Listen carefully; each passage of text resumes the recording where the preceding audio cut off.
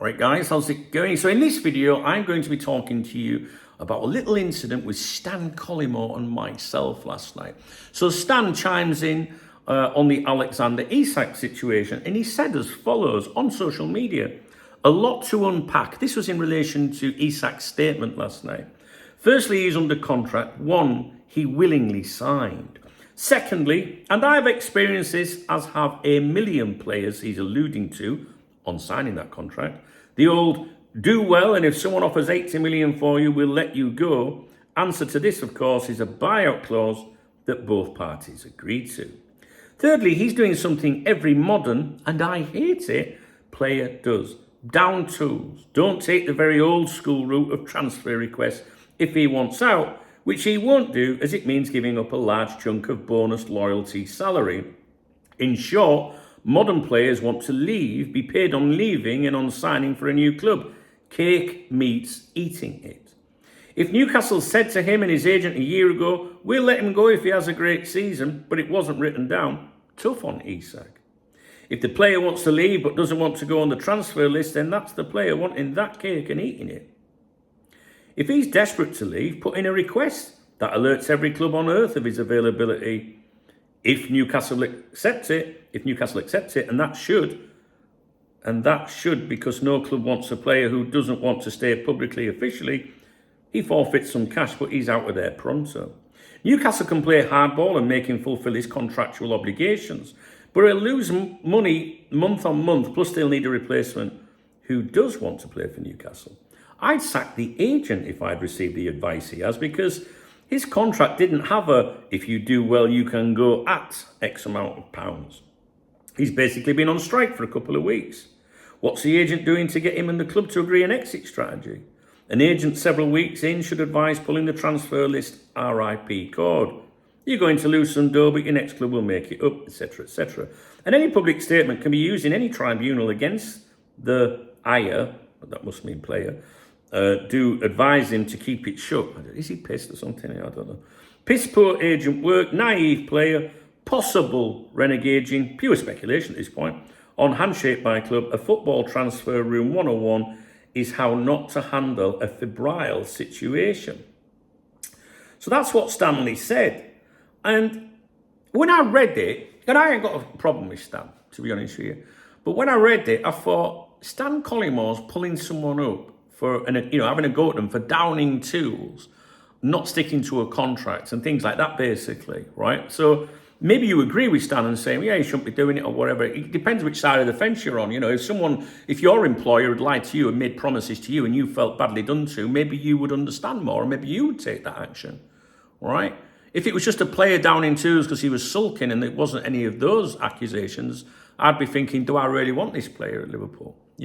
But if he's been lied to or whatever, like Fernando Torres was at Liverpool, then, maybe he's fair to do it. But Stan Collymore here is basically, criticising him for downing tools and having to go at him for his contract situation.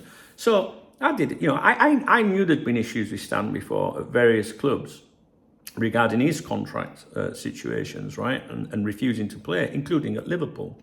Now, I went on Grok, actually, and the reason I went on Grok's the ex-Twitter AI, I didn't use Dave, but don't tell him, because Grok has, I think, is like real time, like commentary and things. Like Grok would know what Stanley had said on Twitter last night, for example. So I asked Grok and said, have you seen what he's fucking said here, right? Give me some examples of Stan Collymore, and things where he down tools and stuff like that. Now, where there was issues of mental problems, where let's say he's at a club and he's not, he's claiming that there's something not right, I left those out because maybe you shouldn't criticise for someone for that, right? So what I did was I stick to, the bits that were nothing to do with that, where he was just unhappy, right, with what a club were, how a club was treating him, or maybe he wasn't playing or whatever, right? So this is the response, word for word. Stan Collymore, and I posted this to Stan, right, which he didn't like. Stan Collymore failed to stick to his contract on multiple occasions during his football career, including instances where he refused to play or fulfill obligations, leading to disputes and controversial departures. He was fined £20,000 by Liverpool for unauthorised absence from training sessions in 1996, breaching professional duties. All right? So he should have been training and wasn't. Later, he refused to play for the reserves after losing his first team spot, leading to his transfer. He admitted this refusal in later interviews. So back then there was reserves, really reserve focus as well. So if you weren't doing well, you were disciplined, you put in the reserves. But he was like, I'm not playing for this club, right? So that's it. So again, absent from training when he should have been, refused to play when asked to play, all right? Collymore signed an 18-month contract in January 2001 with Real Oviedo, but retired from football abruptly in March 2001 after just 3 appearances and 5 weeks at the club, without notifying the club. They only learned via media. So he didn't, say to them, look, I'm unhappy, or whatever the reasons were at the time. The club actually learned that he'd binned them off, wasn't honouring his contract, and was giving up, right? They learned this via the media. Oviedo sued Stan Collymore for breach of contract, initially seeking £7 million in damages. A 2002 court ruling found him liable.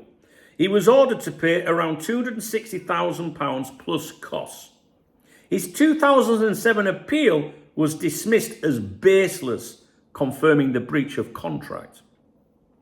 These actions mirror some of the behaviours Collymore recently criticised in Alexander Isak's situation at Newcastle, where he accused Isak of downing tools and effectively going on strike by not fulfilling contractual obligations while seeking a move without a formal transfer request. This highlights potential hypocrisy given Collymore's history of similar disputes and unilateral decisions. Right? So I sends that to Stanley, and he didn't take too well to it. And he retweeted it and basically said, yeah, I did, down tools at Liverpool. And he didn't deny that. And he said, but Oviedo, I wasn't paid, or there was an issue with wages or something like that. And he retired. He decided to retire, which, hey, listen, if there's a problem with that, then, but why did a court ruling say, no, you were wrong? That's his claim, but still he didn't convey to the club, I'm retiring. You're not, for whatever reasons, he did it through the media, So I just find it really hypocritical of Stan for that, all right? So he retweets it, his version, he retweets what I said.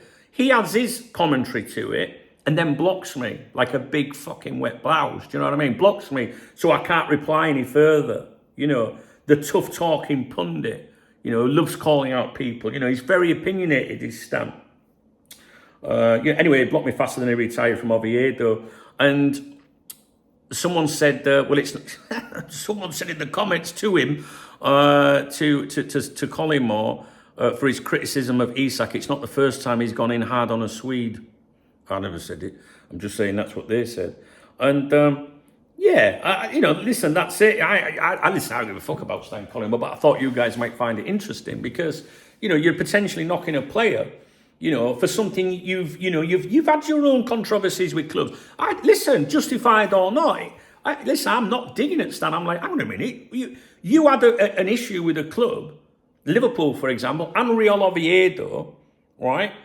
Because you thought something was wrong. And you might have been justified to do that, Stan. But maybe Isak's in the same place as well. So we can criticise him and say, should be doing that, should be doing that. But if he's got cause to do it, if he thinks it's right for him, then who the fuck are you to tell him he can't do it when you fucking did it? And then say, well, it's not comparable. Well, if you've got a contract and a club says you're not sticking to your contract, you're not turning up for training, you're fined, you refuse to play, you are breaching your contractual obligations. It doesn't matter, it's just a little thing or a big thing. Seriously, So, but there was people replied to Collymore sticking up for him last night, not Liverpool fans.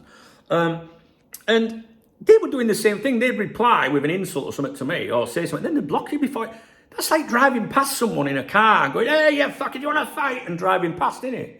Like, it's totally whimperish, you know, like, you don't have to be abusive with people, you know, like, what, I'm not going to be abusive to you, I'm stating facts here, you know, this is the facts of the matter regarding Stan. So to be there almighty, you know, criticising another player, another professional, when you yourself have fucking done that. Nah, I'm not having that, guys. What do you think? If you're a Newcastle fan, you probably agree with him. Maybe Stan's right in what he said, a player shouldn't do it. But how can you say that when you, at some point, when you were at Liverpool and Real Oviedo, and I'm only focusing on those two examples, all right, when you felt there was something not right, you took it upon you to look after your own interests, but he's not allowed to do it. Nah, I'm not having that. Fuck that shit.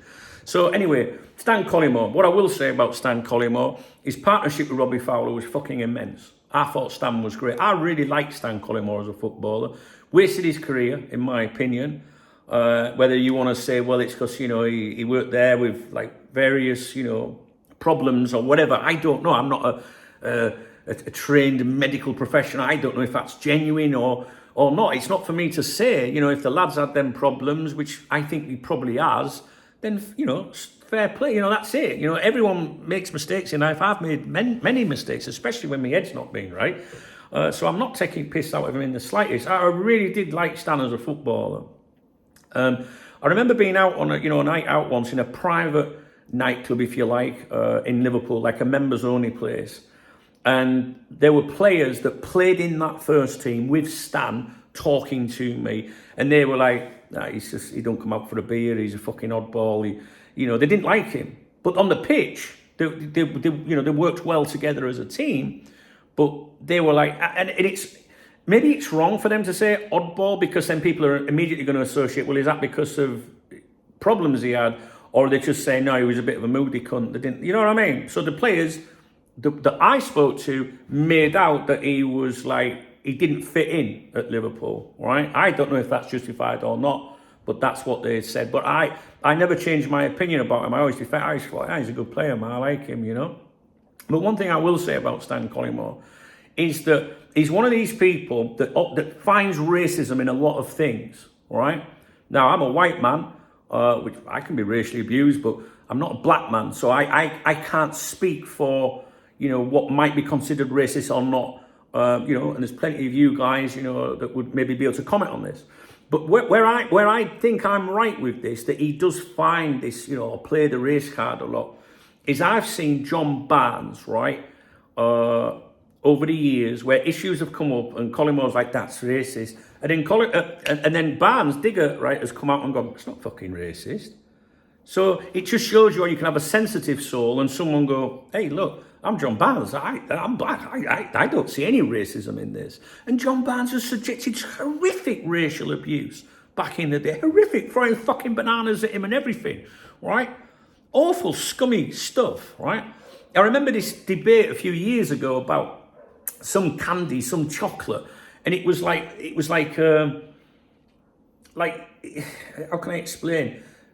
Like it had a face, like a brown face, because chocolate usually is brown, unless it's white chocolate. Now we are getting into dodgy ground, you know what I mean? But this chocolate had eyes, nose, lips, ears, or whatever, and then you have certain types like Stan. That's racist, you know. And I remember John Barnes coming out and going, "It's fucking racist, man! It's chocolate. Fuck is wrong with you?" Do you know what I mean? So you've got that. You've got the defensive ones, the weak ones, you know. And then you've got people that are a bit more like level-headed. We know that people, you know, have different tolerance and different things. But then you'd get, Collymore would come on and I've seen post tweets before about people from Yorkshire, right? And using names against them, particular names, which maybe I would find if I'm from fucking Yorkshire. Do you know what I mean? So he can go around saying shit, but he don't like it if anyone says it to him. It's classic hypocrisy. And I think that was hypocrisy in that entire thing last night. And over the years, I've followed Stan on my own personal, you know, X account, Twitter account. And what I'd do is I'd listen to him for so long, and then I'd bail. I'd be like, I can't listen to him, man. How the fuck is he offended by that? You know, always whittering on about something. And then a few months had passed, and I'd go, I wonder how Stan's doing. I'm going to follow him again, because I always liked him. But I just always found myself following and unfollowing, and I can see why, you know. And it's a real shame with Stan because we know he's been caught up in controversies before, right? If you don't, then Google them. I'm not going to go into them. One of them's horrific, really. But hey, look, we all make mistakes in life, and I've made plenty. So again, I'm not going to criticize someone for mistakes they've made in their life when I've made mistakes, which is basically what Collymore was doing with Isak last night, giving it all the, how disgusting this behaviour is when he's fucking done it himself. Nah, I'm not having that, guys. I'm not. And, you are weak if you respond to someone that's not being nasty to you and then you block them and don't give them a right to reply. At the same time, if you want to block them, then that's your business. I don't give a fuck if he blocks me or not. I weren't even fucking following him, to be honest with you. But I was sticking up for Isak. Fine with him. This is a cunt that fucking walked out on Oviedo months after they invested all that money in him. All right? Maybe he is justified if there was a problem with his wages. Well, the courts didn't think that, did they? Liverpool, not turning up to training, refusing to play for the club, but he can now turn around and criticise another footballer. Fuck off, man. I'm not having that, guys. I'm not very passionate about stuff like that. I like honesty and decency. Do you know what I mean? In life. Fuck me. Incredible, really. Incredible. Anyway, what I was going to say to you was, Stan, he set up all his podcasts and stuff when he got the boot from the radio, didn't he? He was fucking good. I'm really gutted it didn't work out for him. I don't understand how it worked out for him, the podcasting side. Maybe he wasn't making enough money for him to justify it, which is a real shame if you're only motivated by money.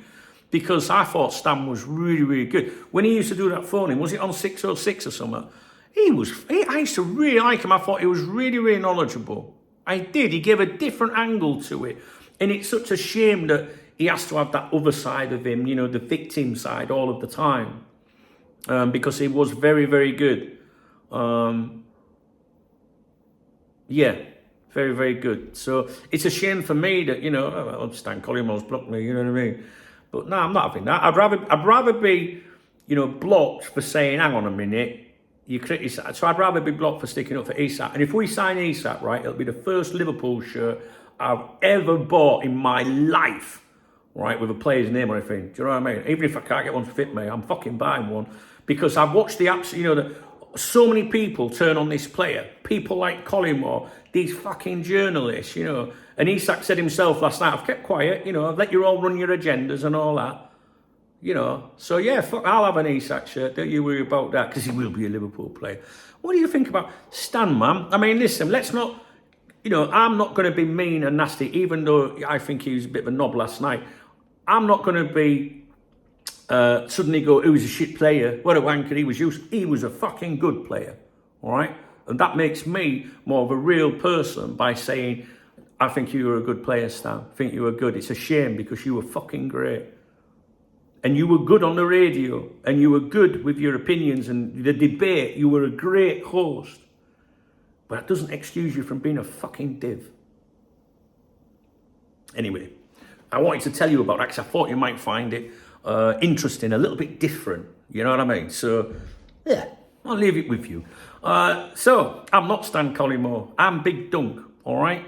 So, I'd appreciate you if you would thumbs up my video and if you would leave me a comment. It doesn't have to be a pile-on Stan. That's not what I'm looking for. I'm just telling you about, fuck, is it just hypocrisy, don't you think? Yeah, do you know what I mean? So, yeah, thumbs up, comment. If you want to get me a coffee or a beer, because I'm not Stan Collymore, this is all I do, then there's a love heart under the video. And I always give a shout out to everyone that supports my channel. In my morning briefings, the morning briefings on my other YouTube channel today, I talk about Stan in that video as well. Duncan Oldham channel, the link is in the video description. It'll pop up on the screen at the end. Yeah, and I'm hoping to get out this afternoon for a few beers, to be honest with you. Just want to give my eyes a rest. I've been a bit mental the last few days. So, hey Stan, if you're watching, you were a fucking good player and you gave me many, many hours of entertainment. You really did. And I'll never forget that, honestly. I wish you wouldn't see, racism in everything. Sometimes maybe people say something they don't mean, or you read it a particular way. You are a bit, of a sensitive soul. But I wish you well. And I think you were great on the radio and stuff like that. But I still think you're a bit of a pussy for blocking me, to be honest. That is a bit weak. You know what I'm saying? But I don't give a fuck, to be honest. All right, guys. See you in a bit. All right.